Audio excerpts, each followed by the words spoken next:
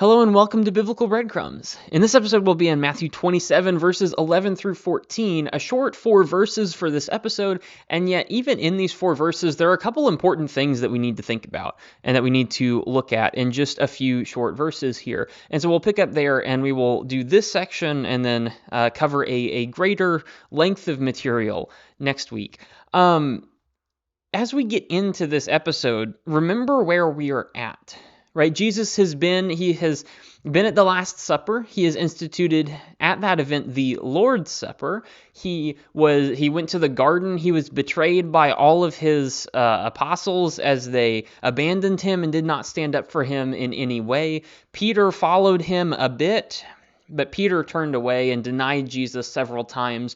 Judas ultimately was the greater denial of Jesus as he actively sold Jesus into a captivity of sorts as Jesus is tried and then ultimately executed. And we've seen all these things happen up until this point. Now Jesus is on trial, and they're going to work on convicting him. They've tried this before. If you remember, they tried this in Matthew 26 and verses 57 through 68, around then. Jesus went on trial for the Jews in the Jewish trial, and so he fought against the elders, the scribes, the Pharisees, all those people. He fought against the Sanhedrin Council, and yet the Jews don't have the ability to punish Jesus by themselves, right? The Jews are a nation, a vassal state to the Roman Empire, and they have no ability in themselves to punish an enemy, to punish a criminal. And so even though he's convicted under the Jewish system, he has to be convicted under the Roman system in order for anything to actually happen in terms of the government and in terms of like actual punishment, especially capital punishment, that's going to happen. Now, it's an important first step for them to condemn him in their fake trials beforehand so that they can say, hey, we have this condemned criminal. He's condemned under our law. You should condemn him under your law as well. It's important for them to have started from there, but now they have to go to Rome itself. And so they hand Jesus over to the governor.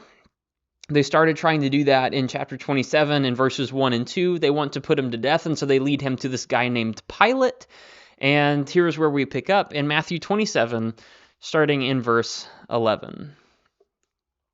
Now Jesus stood before the governor. "Are you the king of the Jews?" the governor asked him. Jesus answered, "You say so." While he was being accused by the chief priests and the elders, he didn't answer. Then Pilate said to him, "Don't you hear how much they are testifying against you?" But he didn't answer him on even one charge, so that the governor was quite amazed. It's an interesting 4 verses. It may seem like there's not much there, and they're not very long, certainly. But even so, we see a couple of very important ideas in here. Firstly, Judas has just removed himself from the earth, let's say it that way. Judas has just given up, taken his own life and thrown it away instead of coming back to God, trying to repent and seek forgiveness. Now, Jesus is standing before the governor, right? There's no way to go back on the deal. The person who made the deal has offed himself, and now there's no possible way that you can pull back and renegotiate or do anything like that. Jesus is standing before the Roman governor. And the governor asks him an interesting question. He asks Jesus if he is the king. Is Jesus the king? Well, that's a complicated question, right? That's a little more complex than we can just answer. Because yes, he is the king, but no, he's also not the king. Or maybe I should say, no, he's not the king, but also, yes, he really much is the king. And that's a complicated question to answer. See, Pilate wants a yes or no, and Jesus has to give him a yes and a no. Ultimately, Jesus doesn't even answer. We'll look at that in a couple minutes. But Jesus he is, but he isn't.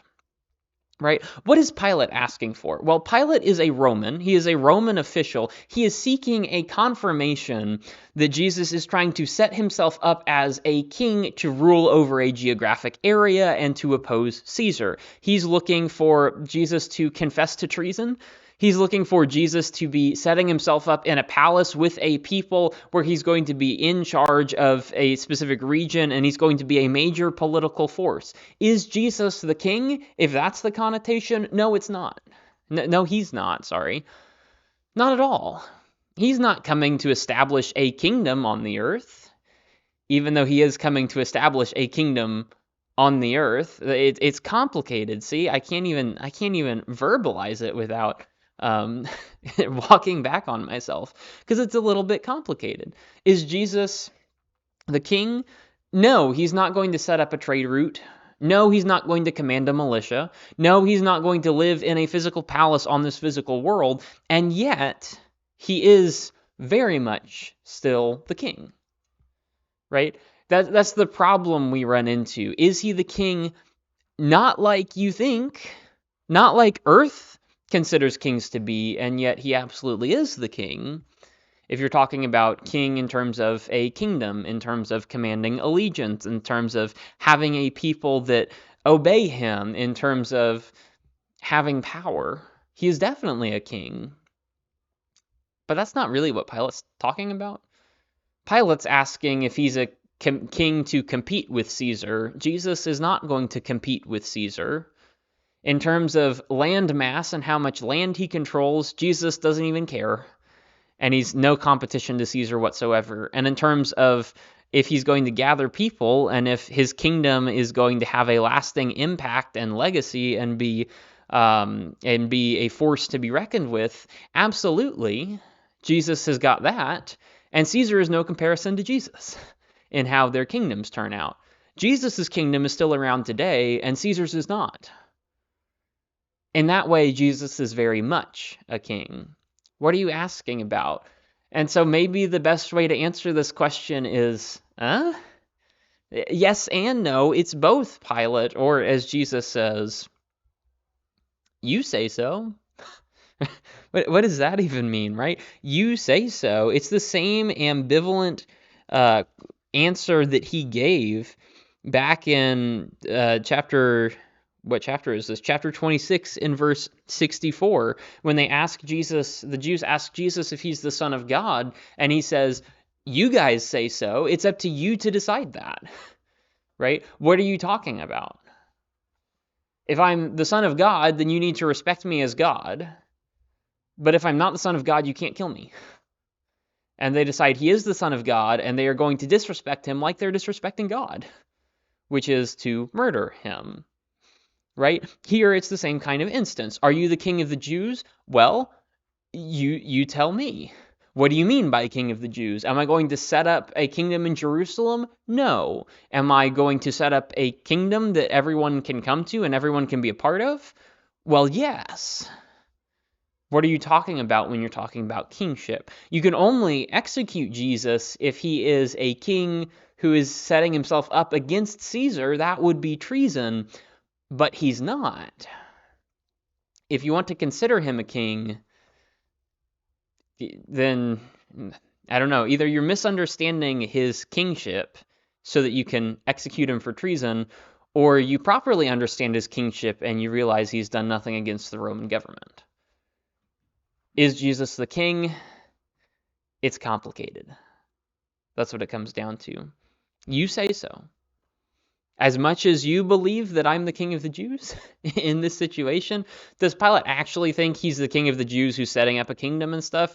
Well, given that the Jews have just condemned him and found him guilty according to their laws, and they're trying to kill him, I don't think Pilate believes that he's the king of the Jews. He's asking out of form, because that's what he's supposed to ask, and Jesus says, as legitimate as you think that accusation is, that's how legitimate it actually is. Do with that what you will. And so, of course, the chief priests speak up. In verses 12 through 14, the chief priests speak up, and they're accusing him of things, and he doesn't even answer. And Pilate asks him, they're accusing you of a lot of things. Are you sure you don't want to answer? Are you sure you don't want to give any defense to it? And Jesus continues to not answer. Because, you know what? He's innocent, and innocence speaks for itself, right? Jesus doesn't give any answers. Why does he not give any answers? Because there's nothing to answer. If your accusations and your commentary is false, is intelligible or unintelligible, if the accusations don't make any sense, sometimes you do more harm than good by defending yourself. Innocence speaks for itself. What are they saying? He said he's going to rebuild the temple, or he's going to destroy the temple and rebuild it in 3 days? No, not really. That's really not what he said. What's he going to gain from defending himself from that? He said he was the Son of God? Well, no, not really. They're the ones who are claiming that, and they're the ones who are judging him like it and ignoring it at the same time because their logic doesn't work. Did he claim that? Well, no, not really. But what's he going to gain by defending himself and saying, no, I didn't say that, you said that, and that's your fault? Is he really going to gain anything here? No, he's not. He has no cause to answer, because any defense he makes for himself is just going to be legitimate and just say, hey, I'm innocent and you all know it, because they all do know it. But it's not going to avail him anything, and even if it does avail him anything, even if it worked towards him like being freed from this situation, he ultimately doesn't want to be freed from this situation because this is God's plan. He gains nothing from defending himself against baseless accusations. Pilate knows they're false. The Jewish leaders know they're false. Jesus knows they're false. And yet we're willing to put up this facade and we're willing to play act this out anyway, because this is God's plan and this is what ultimately needs to happen. Jesus is willing to stand there and take the accusations, even though he is so clearly innocent and everyone knows it. But innocence does not play out this time. You know, sometimes if you're innocent of something and if someone accuses you of taking an action or saying something that you didn't say, sometimes it's better just to let that sit, because if you're innocent, it'll come out. If you're known for being clean-spoken and somebody tries to pin something aggressive or dirty or otherwise unsavory on you, if you're known for not doing that, that accusation isn't going to stick. If you're known for how well you treat other people, and then somebody comes up with a story about how you beat somebody up, that's probably not going to stick, because you're innocent and everyone knows it about you. Sometimes innocence is better when it's just it speaks for itself. Innocent until proven guilty. That's how it is. But think about it. As we're thinking about a way to apply this, I mean, you're probably not going to be in court, and obviously you are not innocent of everything ever. You've done at least something wrong. We've all done at least one thing wrong, if not many, many times over again, and many iterations of the same thing or multiple different sins. We're not going to be in Jesus' situation. We're not kings, earthly or heavenly, by all means, unless there are kings that listen to these episodes, which I very much doubt. We're not kings on the earth. We're not going to be, we're not the king of heaven. We're not in charge of the church. We're not the head of that. Jesus is. So we're not like him. And yet we are supposed to be like him, but we're not innocent like him, but we're supposed to be innocent like him. We're supposed to be perfect like him. How do we apply something like this? Well, think about it. You have all of this evidence. You have how good of a leader Jesus is. You have how innocent he is, how perfect he is. He doesn't even need to answer any of the accusations, because everyone present and everyone ever knows that he has not done anything wrong, knows that he is perfectly innocent of this situation. Even if you said that Jesus had sinned sometime previously in his life, I don't believe that, but even if you said something to that effect, he's still innocent of the situation. They blame him. I was reading Luke's account even just last night. They blame him of tax fraud and treason, of which he actively said you should obey the government. You should pay your taxes. He specifically went out of his way to pay taxes. He specifically has encouraged people to follow the government. They're trying to blame him of these things which are clearly false. And yet he takes it anyway. If Jesus, the innocent one, is going to be blamed like this, how much more are we, who are guilty of at least something? How much more are we, who are actually sinners, going to be blamed for things? And sometimes they will even be our fault. Sometimes we will be put on trial, maybe not literally, but at least figuratively, for something we have said or something we have done, something that has been done that we agreed with or that we didn't protest against. In some way, we were complicit in this action. If the world and Satan influencing these people, if evil is so intent on blaming righteousness that they can convict and murder an innocent, how much easier is it going to be for the forces of evil to try and convict and murder a guilty person? If Jesus is going through this, you will too, right? If they treat the master of the house this way, how much more will they treat the servants this way? If Luke 23 said something to this effect, if man will do this when the grass is green, then what about when it's withered?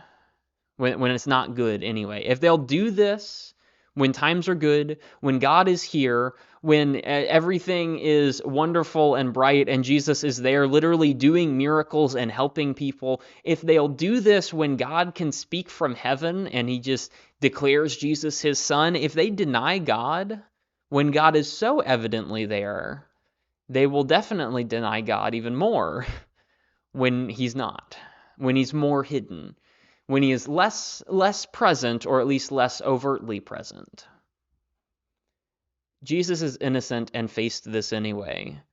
If he's going to face it, you will too. Pilate's amazed by Jesus because Jesus is able to just ignore the Pharisees, and we all know he's right. But even with that, the conviction goes through. The conviction will go through, and he will be still condemned according to God's plan. And that's where we'll pick up from next week as we enter into the technical. We finished with the trial process, and now we have an appeal, a slight appeal, but then judgment is going to be rendered. And that's starting in verse 15 and going on. Thanks for listening. I hope this is helpful. This is something good to think about. There's a lot here, even though it's just 4 short verses. It doesn't seem like there would be much, and yet there is so much. Jesus is king, not an earthly king, but a much better king, a heavenly king. And also, everything that he deals with, everything that he goes through, we have to go through it too. It's a lot more, it's a lot less just when it's Jesus going through it, because he's innocent and he's never done anything wrong. And yet we have.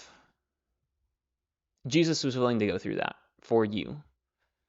And hopefully that's a good thought to help inspire you and motivate you even this week.